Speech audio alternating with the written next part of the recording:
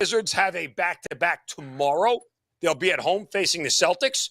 So, to quote our good friend Brian Power, knowing we're going to lose tomorrow, we may as well give our best effort today. Yeah, I think that kind of happens with Washington here, and they end up putting up a fight here.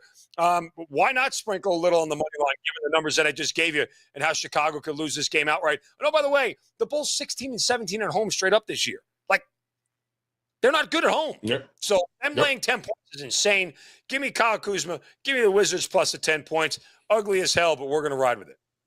Oh no, that's beyond ugly, dude. That is just putrid on so many levels here, and nobody does putrid quite like you, Zinno. And remind the folks before they do throw up running to the window to bet Washington. Tell us exactly what you got rolling today over at Wagertalk.com. Like 2 a.m. and the lights come on. That's me and the NBA pick. So over at Wager Talk, guys, gave you out client play. Auburn -4 in the first half today. Got 2 more plays loaded up there. We are scorching hot. Told you about the 8 straight. 67% over the last 4 or 5 days this week. It's just been absolutely insane what we've been doing on the college hardwood. Focus there. Got a big play coming up tonight in one of the later games this evening. So go to wt.buzz/MZ. Let's get on the train, guys. Continue to cash some more tickets. We are on a heater right now. Let's stay hot tonight. So, again, wt.buzz/MZ.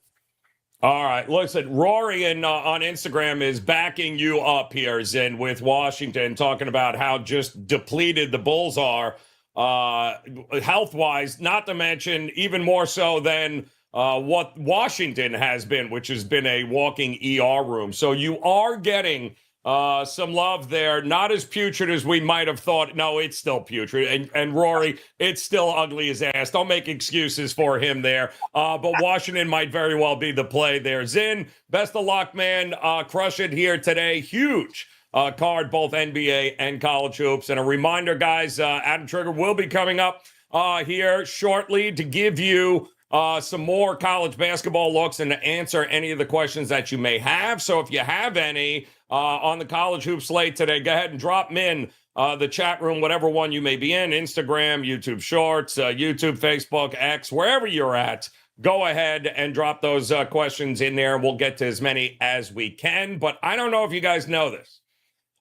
Because of the madness known as March here, it might have slipped onto the radar, but for us diehards that love Major League Baseball, we know it starts next week. And believe it or not, it starts much closer to our next guest than it does us here, as TB, Tokyo Brandon, in the house, ready to go here. And it's baseball season, TB, and you know this because you've already been crushing just about everything that you have touched here leading into the opening game coming up this week, I believe, in your neck of the woods. You're obviously overseas here in Japan, and nobody does KBO, Japanese, Major League Baseball like you here, my friend. So it seems like you're off and running already with a lot of the plays that I've seen. You've been crushing, cashing tickets. Are you ready for another Major League Baseball season?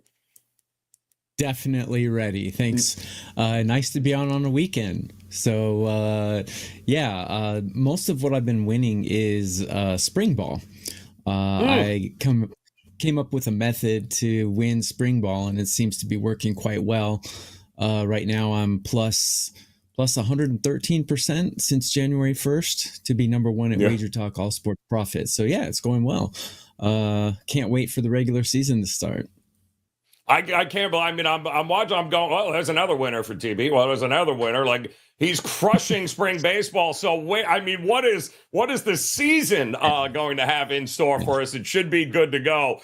You have a couple of plays that we're going to take a look at here. One is in the futures market, and I had mentioned at the top of the show, a lot has changed over the last week and a half. Obviously, the Yankees' demise. With the injuries and everything else. For some reason, nobody wants Snell, or maybe Houston gets him. It's very interesting, but those guys move needles, and there hasn't really been a decision just yet. But I do think a lot of people believe the Yankees, not looking to run to bet their win total over. But there are a lot of people seem to be running the window to bet the Orioles win total over now. Are you in agreement with that? I am actually. The Orioles win total right now is 90.5, which is quite odd because if you look at last season, they won 101 games. And what did they do in the offseason? They added Corbin Burns, which is not a bad addition. He's only averaged 150 innings and sub one WHIP for all 4 of those years. Not bad.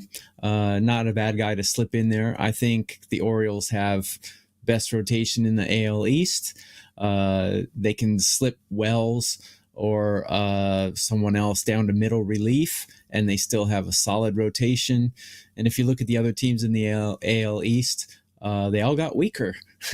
I mean, I realized the Yankees added Juan Soto, but Cole doesn't look like he's going to be pitching in 2024. And, who else did the Yankees have besides the nice black and white logo on their uniform?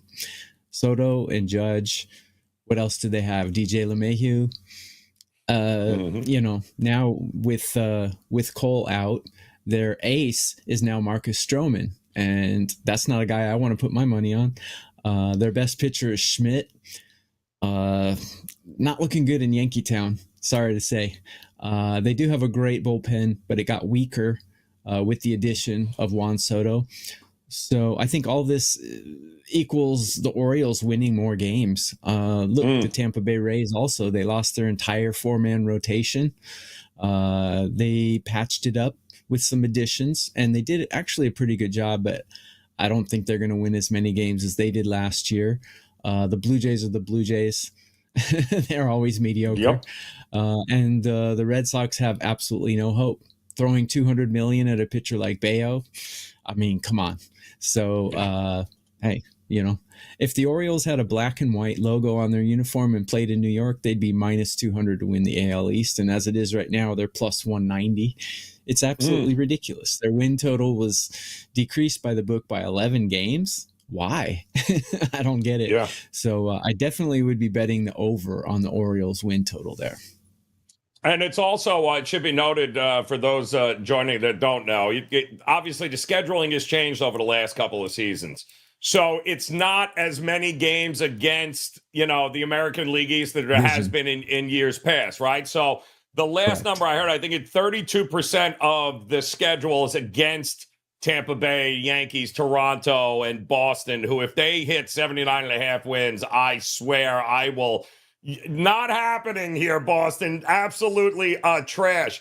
But they went last year 30-16 in one-run games here, that being the Baltimore Orioles. They were tremendous in close games, and they were also really good, 69-41 outside the American League East, which is really, really good. Can they? You think they can build is this a 100-win team, do you think, possibly? Absolutely. They have the best catcher in Major League Baseball. They have the best farm system in Major League Baseball. They have a great rotation. The lineup 1 through 7, very solid enough. And if you look at World Series champions, you don't have to have Aaron Judge and Juan Soto to win the World Series. What you need is good pitching. So, and the Orioles definitely have that. So let's not overlook the fact that despite having pretty much no names in their lineup, they ranked number 7 in run production in all of Major League Baseball. So absolutely, I'm loving the Orioles this season. Yep. No, you're not alone there. As hop on board, guys, before it all kicks off. That's the American League here, TB. Before we get to the National League, because you do have a future in that market as well. I know you've got an opportunity for folks to hop on board because not just Major League Baseball, KBO's got to be right around the corner. Japanese, the professional league ready to go here, as well as MLB, a way to partner up and get all 3 leagues with you. Is that correct?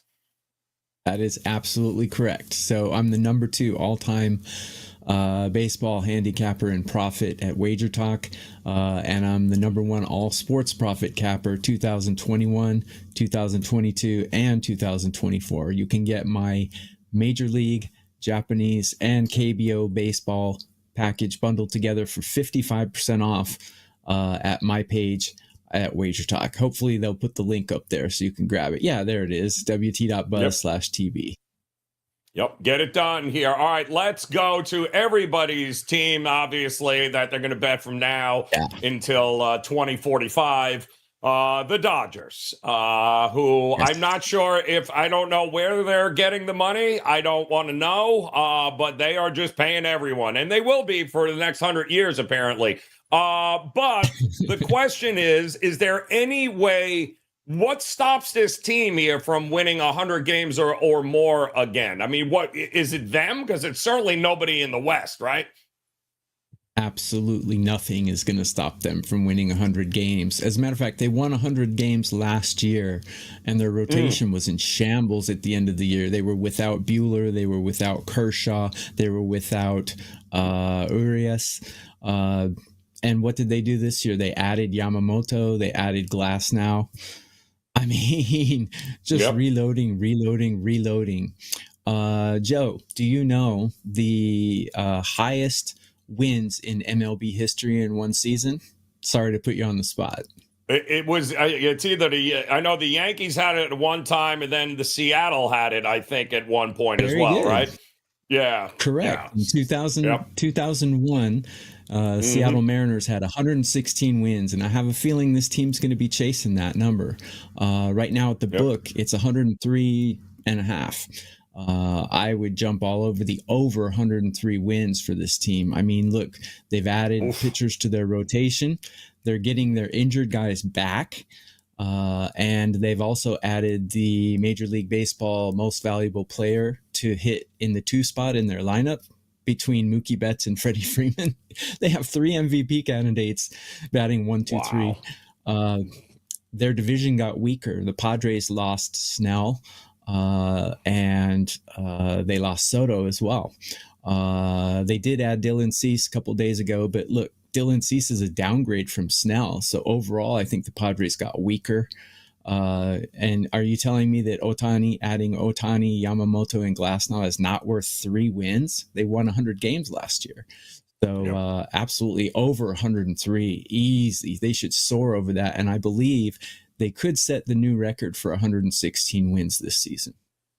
Yeah, big shout out to Rory there in Instagram as well. He is with you. So they're going to dominate for the next 10 years with that, how they have everyone locked up. And it's impossible. I mean, I'm looking here in a couple of different spots, 103 and a half still available. Even the Orioles still available at 90 and a half. I mean, there's still some markets here at and some books that you can hop on board and still get some value. But what's realistic? Because you're talking about setting the record, right?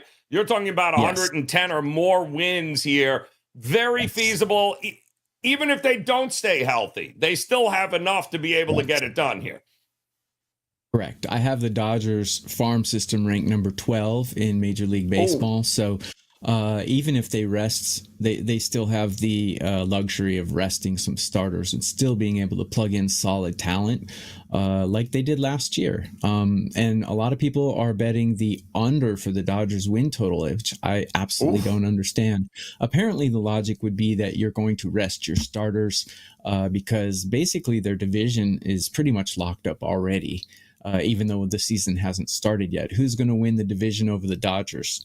You know, the Giants, the Rockies, no. The Diamondbacks, no.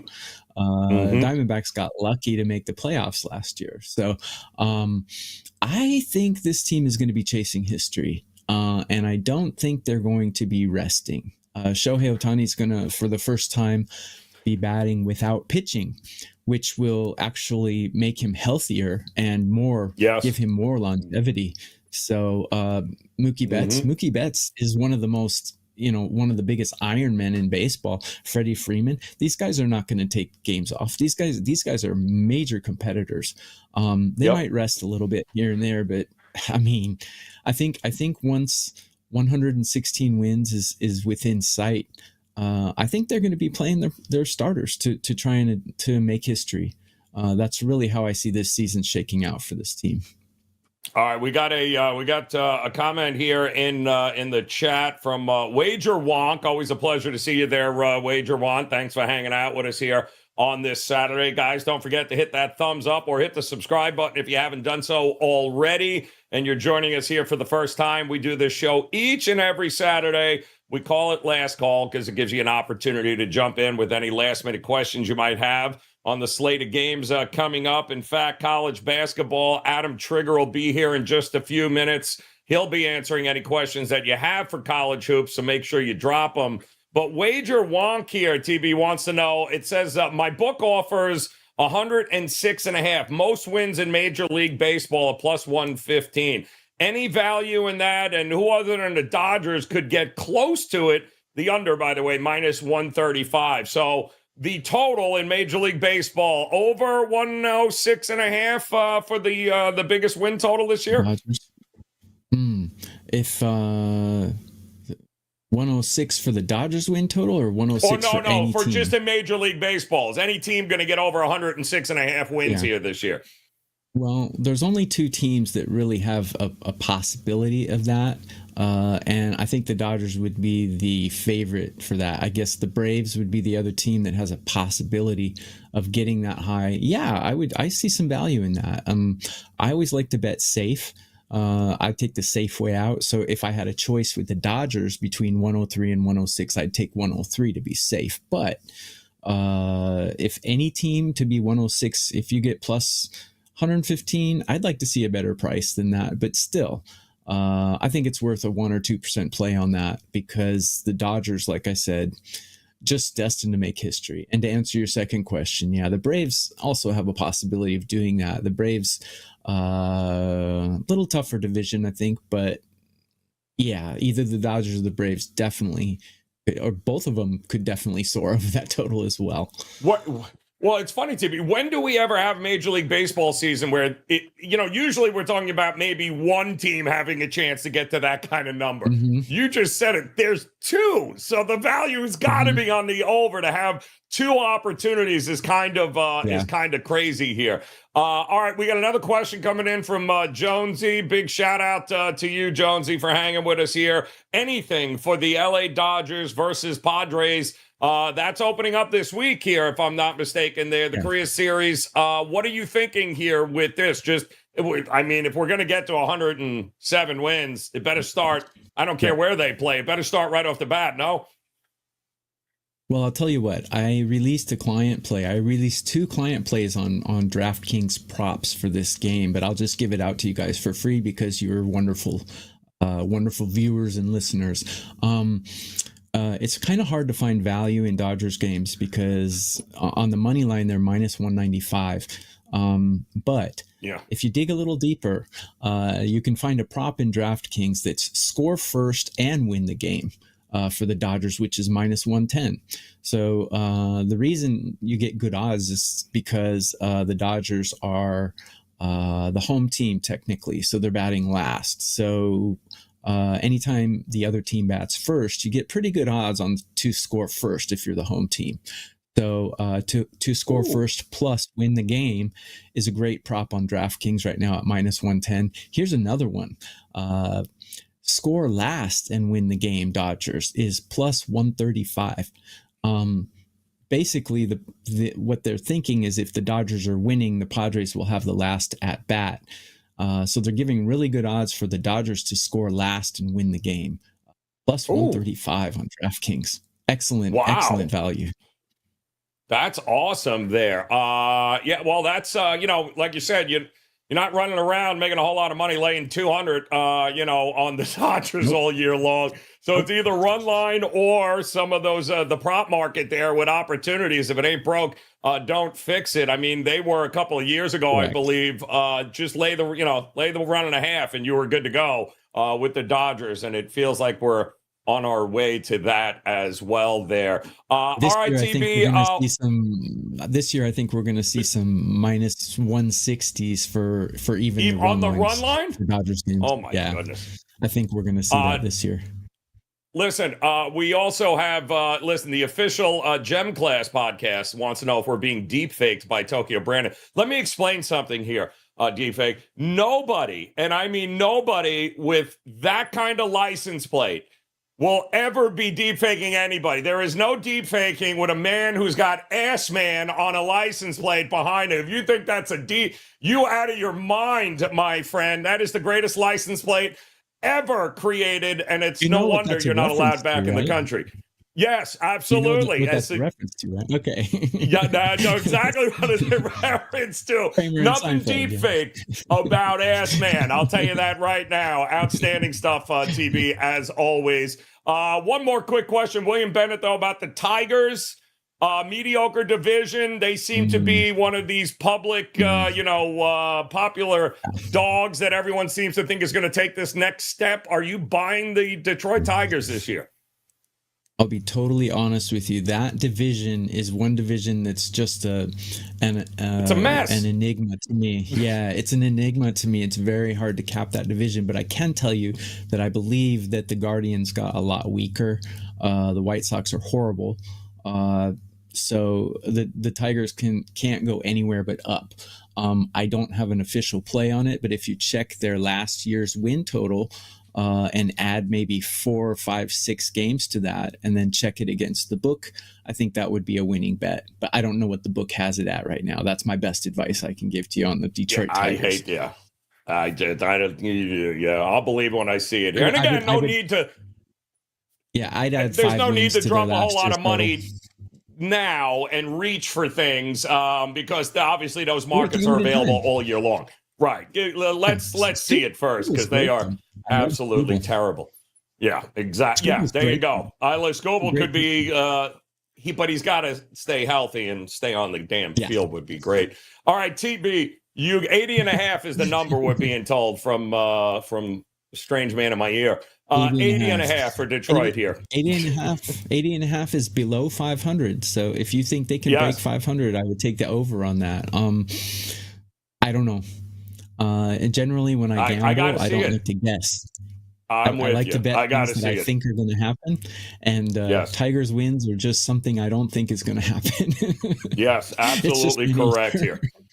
Yep. Outstanding stuff. Now, TB also, again, not in addition to Major League Baseball, but again, I know you and our next guest here, Adam Trigger, you guys love your KBO, man, and that is right around the corner. Is it not also? When does that season begin? The 30th. Oof. So, but actually, DraftKings does have their spring games up, and I'm 6-2 in KBO spring games. I'm putting those plays out daily. So, yeah, I'm winning. I love it. Even though the season hasn't started. It's all about winning. Yep.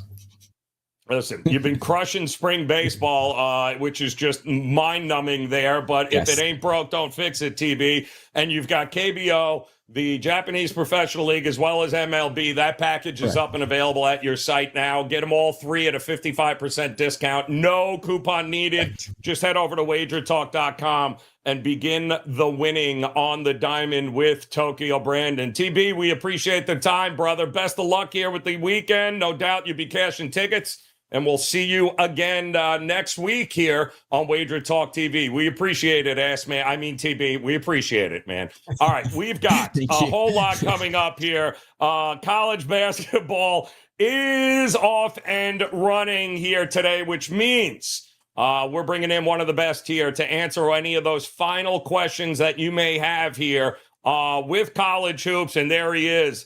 Adam Trigger in the house, man. Just cashing tickets here, man, as we get ready for madness. It is kind of madness. 2 games already underway. Vermont trailing UMass Lowell and Princeton trailing Brown in a 1-4 markup there for the Ivy League here, Trig. We got plenty of games still coming up at the top of the hour, 1 o'clock, and then all day long here. But are you dabbling? Are you getting ready to dabble KBO again? TB already off and running with spring KBO games, Trig.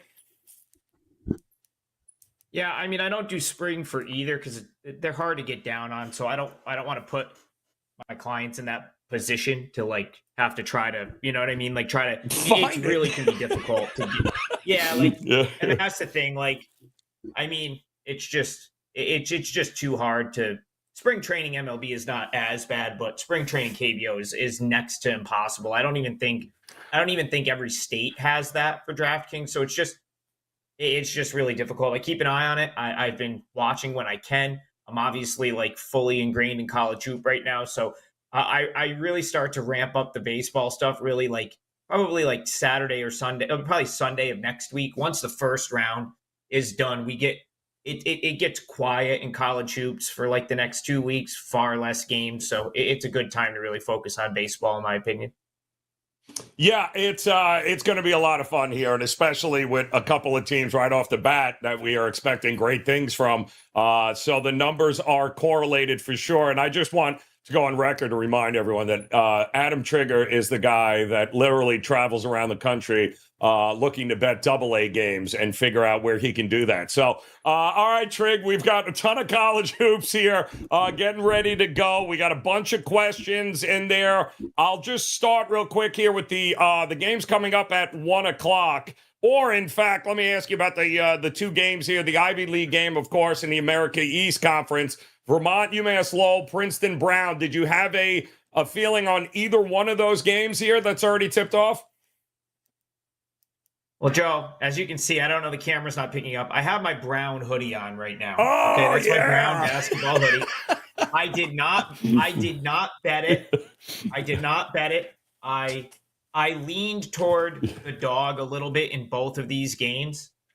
So naturally the dog will win in both because I don't have a penny on either.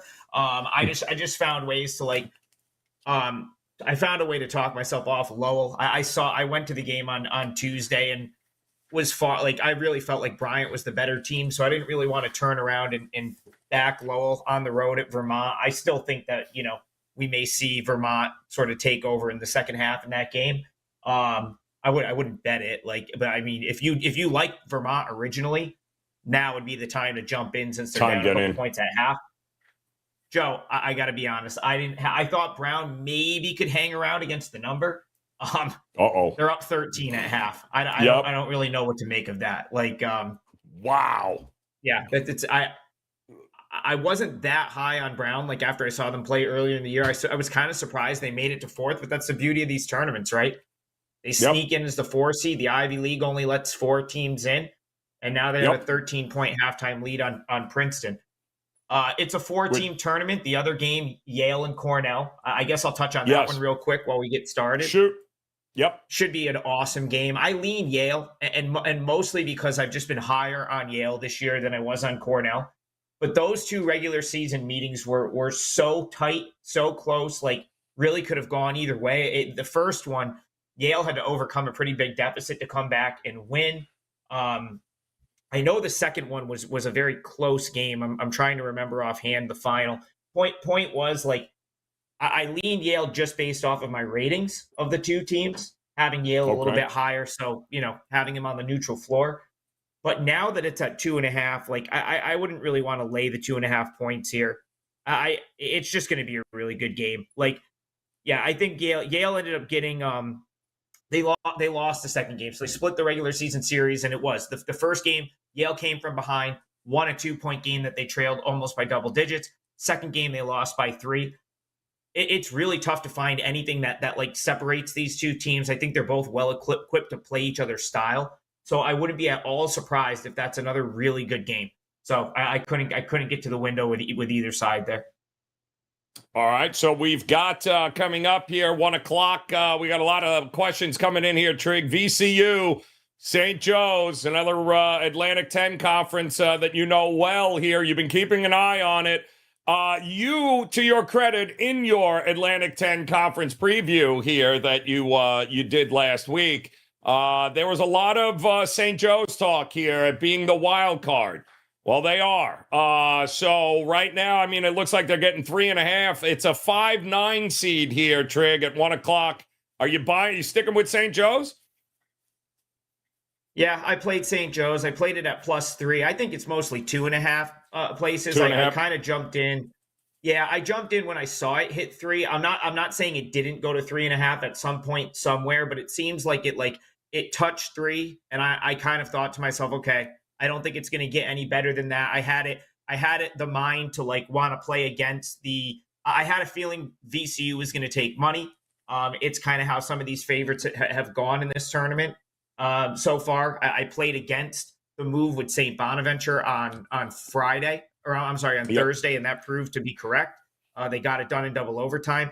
Yeah, what it comes down to for me is I like St. Joe's guards. I like St. Joe's ability to score. This is going to be a scenario, Joe, where it's going to be, what's going to win out, good offense or good defense. If you subscribe to the theory that the offensive teams tend to have a little bit of an edge when it's like multiple games and multiple days, which I do in these tournaments, then I think you have to give a little bit of an edge to St. Joe's. Obviously, these two teams had the day off yesterday, the way this tournament is set up.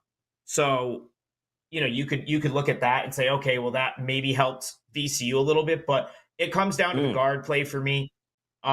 These two teams played once during the regular season. VCU squeaked out a 73-69 win. I won't be surprised at all if St. Joe's gets them back. And yes, if you watch the A10 preview, we were definitely wrong about Dayton. I thought they might come through this tournament and roll. They of course did not. But we said, Kai McKee and I kind of agreed. If you are gonna go against the grain somewhere in this tournament, we liked St. Joe's, and I still like St. Joe's. I think VCU offensively, it's kind of mediocre when you look at their offensive numbers. In the context of this conference, very average.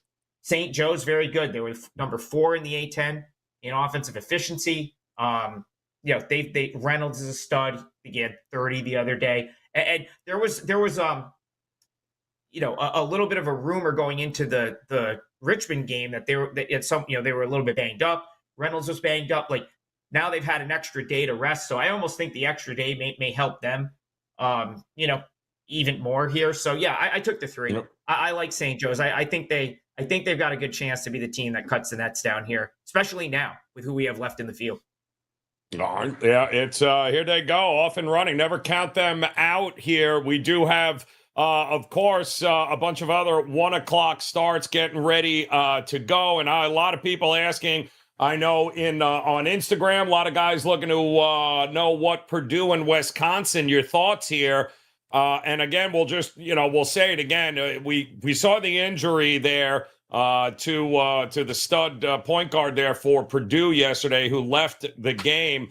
Listen, I don't know what Purdue has to gain here, win or lose here, Trig. It feels like Purdue is still safely going to be a number 1 seed, especially with Arizona, I think, losing yesterday. Does Braden Smith play? Does he not with the calf injury? I would keep an eye on it. But ultimately, Wisconsin has completely changed the way they play. Slow and methodical, my ass. They're just chucking up threes all over the place, Trig, and trying to get as many points as they can, which is not a bad way to approach it against Purdue.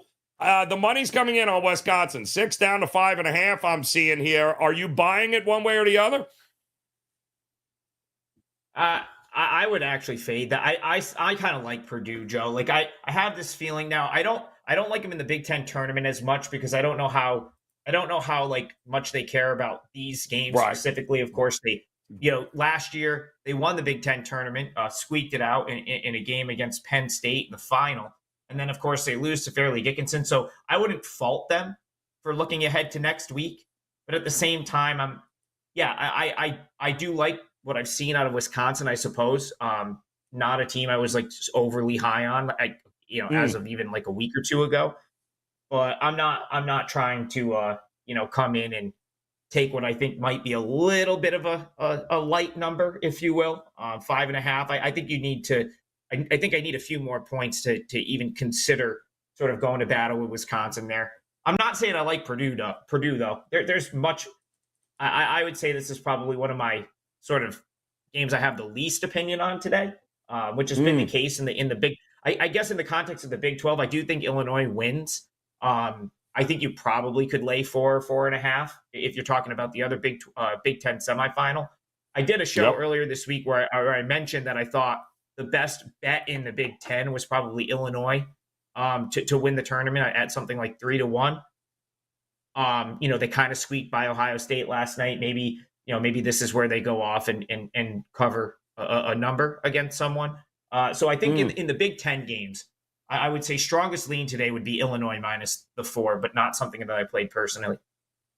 All right, so let me, it was funny yesterday, Trig, you and I, we did the college basketball show, and after the show, we're talking and we're looking at the St. Peter's game, and we're going, who in their right mind thinks they're going to get to 140 points in this game? And that total was over the top crazy, and sure enough, not only did St. Peter's win outright last night, but that they could have played the game twice, Trig, and not gotten to that number here. It's a different story today, it looks like. Looks like the market has adjusted on St. Peter's, who, kind of crazy, has a chance of actually pulling it down, don't they? Yeah, I'm kicking myself. I ended up not adding it for clients. I didn't play it either. I just I really wanted 3.5 or 4. I do think maybe it went to 3.5 like at some point, but I just had this like vision of like what Quinnipiac has done to me all season, which is like anytime I try to bet against them, they just are shoot 60% from the field, and they finally, St. Peter's had a good game plan. They did exactly what I said that they were probably going to do. Force Quinnipiac into tough outside shots. Quinnipiac didn't make them, and then they sort of nipped them at the buzzer. And yeah, that total was never close, which is kind of what we pointed out. It's been the case in these games. Boardwalk Hall, St. Peter's games in general, they just haven't been high scoring. Yep. This one, you could say that they have. As my light dies here, sorry guys. You could say that they have. You're good. You could say like Fairfield has the opportunity to put more points up. Like Fairfield has the best offensive metrics in this conference, but Fairfield's defense is bad. Like yeah. In relation to like the rest of the conference, I mean, 221st in defensive efficiency, not great. Now, the conference-only defense was a slightly better, but still, some of these numbers are concerning. Like 10th in block percentage, defensive efficiency in MAC play is 9th. The only two teams that were better than them were Manhattan and Siena. So you have to ask yourself, does that mean that St. Peter's can score a little bit? If it does, I mean, maybe on the offensive glass, right? Like maybe on the rebound, maybe rebounding. St. Peter's is a pretty good rebounding team. Fairfield 9th in allowing offensive rebounds in MAC play. So not going to be a play for me. I kind of said, once Fairfield got healthy, I really felt like they were like the best team in this conference. I just don't know if I would want to be in a scenario where I needed St. Peter's, knowing how offensively challenged that team is, to potentially need to like try to claw back into a game with Fairfield after they go on one of their like sort of spurts, which is kind of what they've been doing. So a pass for me here. No real play, I suppose, either way. First time. I mean, Fairfield has not gone to the big dance since 1997.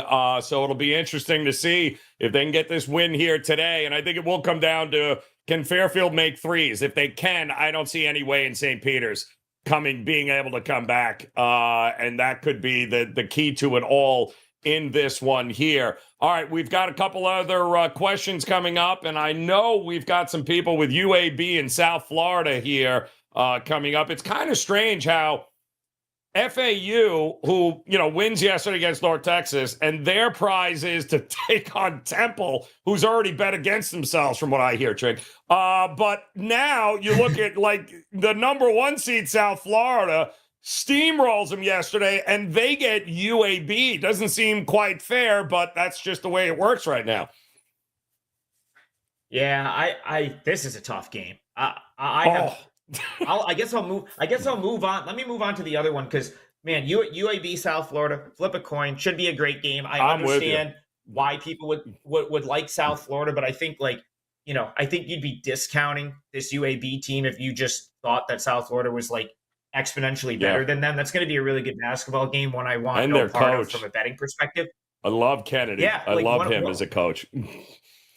Yeah, I certainly had UAB rated higher than South Florida earlier this year and for a lot of the year. So, I'm kind of, but again, South Florida, fade at your own peril, right? Like I thankfully didn't try to step in front of them when they were like on fire for a while. And I guess I've had success not playing against them.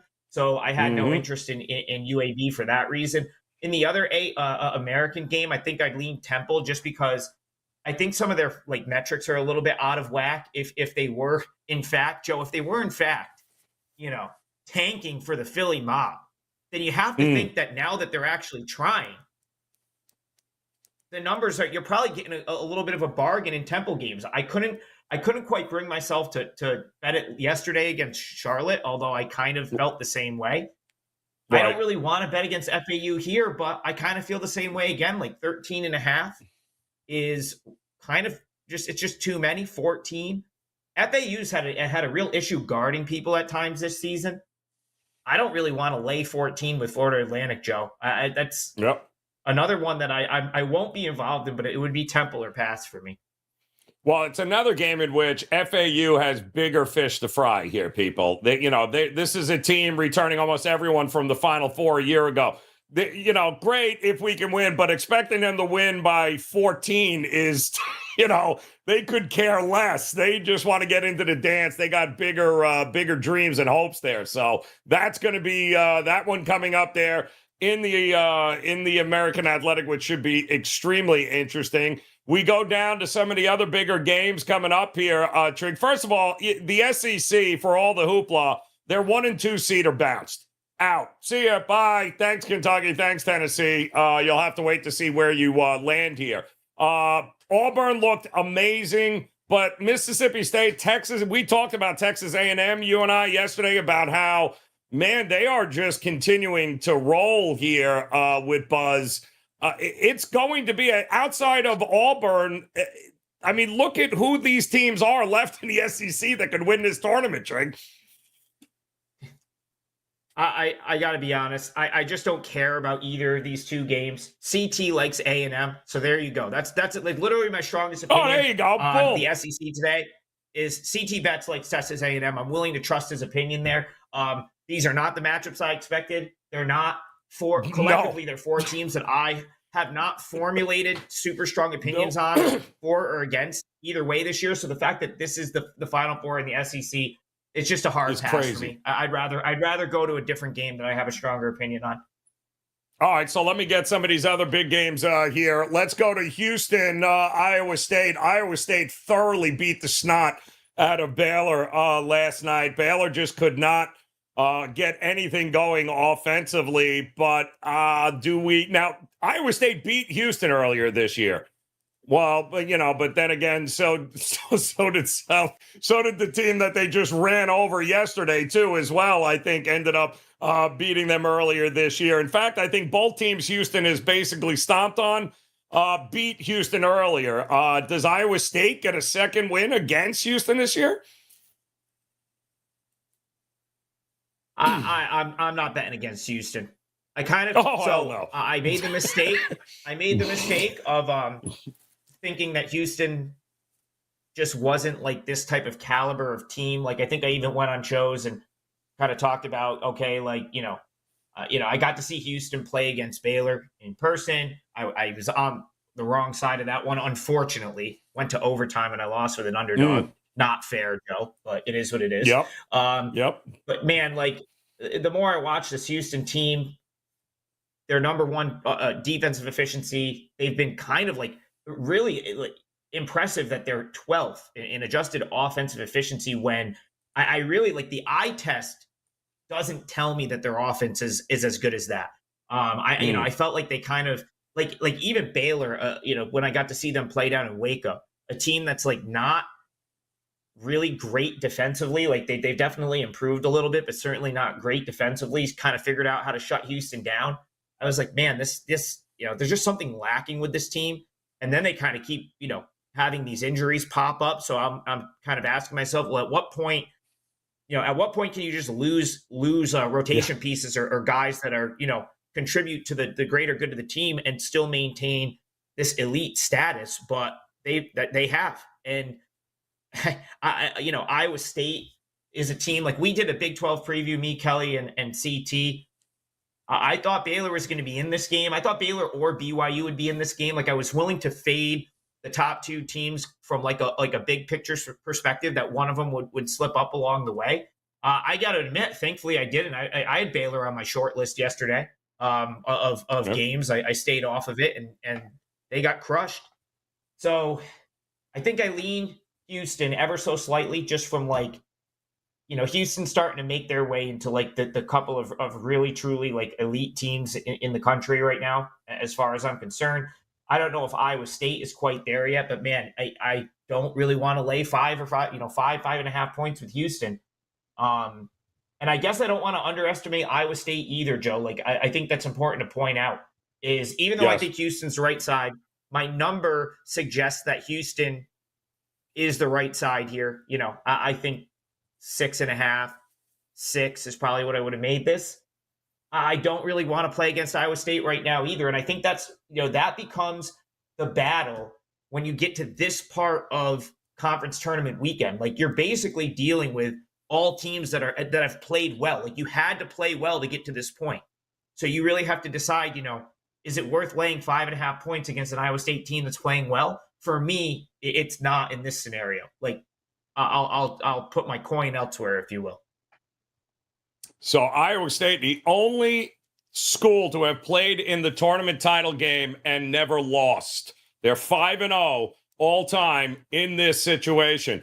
But I think, to me, it comes down to, Trig, what they did yesterday to Baylor from shooting the ball, not just twos, but the threes that they were hitting. Nearly 50% they hit in that game last night. If they don't hit that against Houston, I don't know how in the world they're going to win this game. That's the problem that I have. But if it ain't broke, don't fix it here, because Houston in the first half has been absolute money. They love to go out and boat race teams. There is a revenge factor here because they lost. So the opportunity here with Houston to finally put all of it to bed. Can they go rolling into tournament time? And, ironically enough, Arizona loses last night, Trig, which I guess should not be a big surprise since how inconsistent they've been.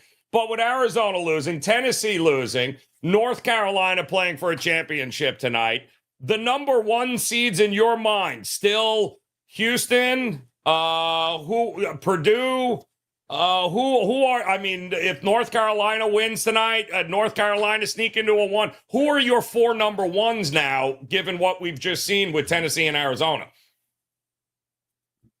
Yeah, it's going to be Houston, UConn, Purdue, and then I would be shocked if UNC lost tonight. Like, they're right. You're asking NC State to win 5 games in 5 days. I think I read Horn was like a little bit banged up. I know he played. He wasn't like super effective in that game last night. I think he only had like maybe 8 points. But like, man, 5 games in 5 days for a team in NC State that, like, I did mention when we did the ACC preview that I thought that they were taking better shots. I thought that they've improved down the stretch. So I guess It doesn't surprise me, Joe, that they were able to string together a couple wins against like a Syracuse, a Virginia. Those are kind of fringe, right? And teams like it. The win over Duke is nice, but I've even kind of commented I felt like Duke was a little soft all year. I didn't think that was a good matchup for NC State, so certainly impressed that they were able to win that game against Duke.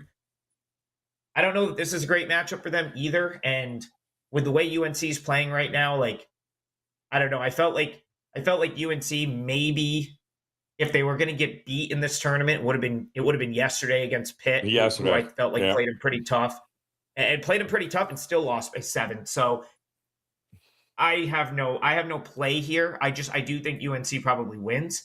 I guess I don't see a world where NC State plays well enough for a 5th straight day in a row to beat North Carolina. At the same time, I'm not dying to lay 10. I do know a couple of sharp people that got in at like 8, 8.5, or 8.5 maybe. Would have opened overnight. So I guess I wouldn't mind having that. But like at 10, I don't know. Maybe look to jump in on UNC in game if they if they get off to a slow start or something like that.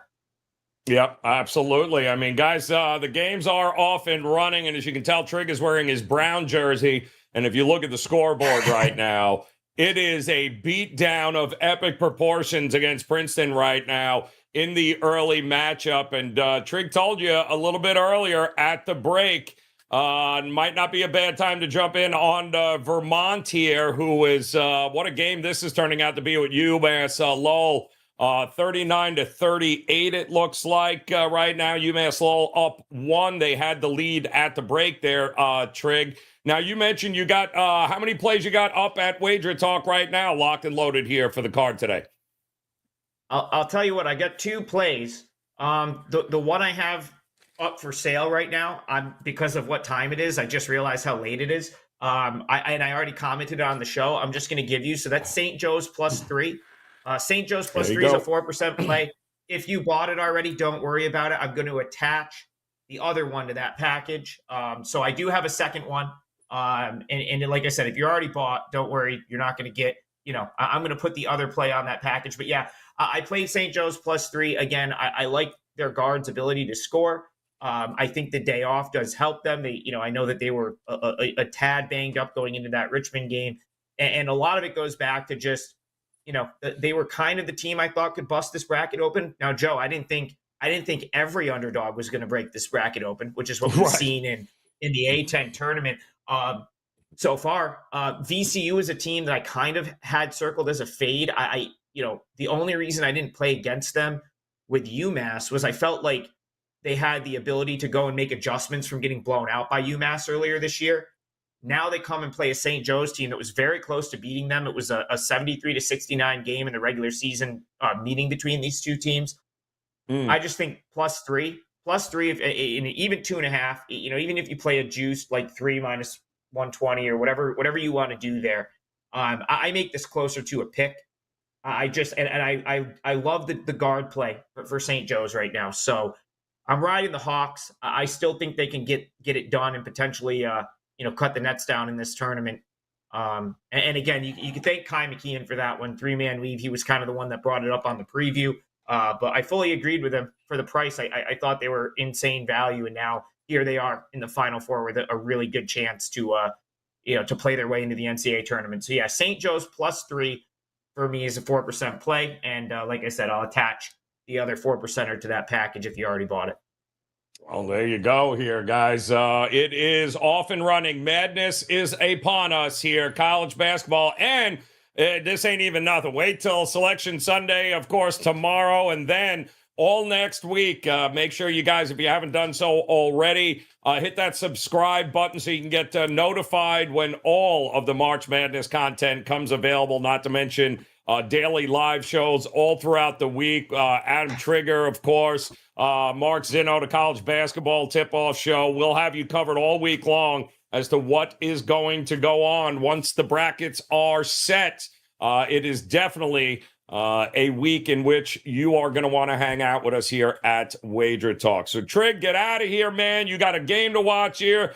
He told you, St. Joe's, guys, take the points, getting ready to tip off here, coming up top of the hour with VCU. We certainly appreciate it. Go get his other best bet.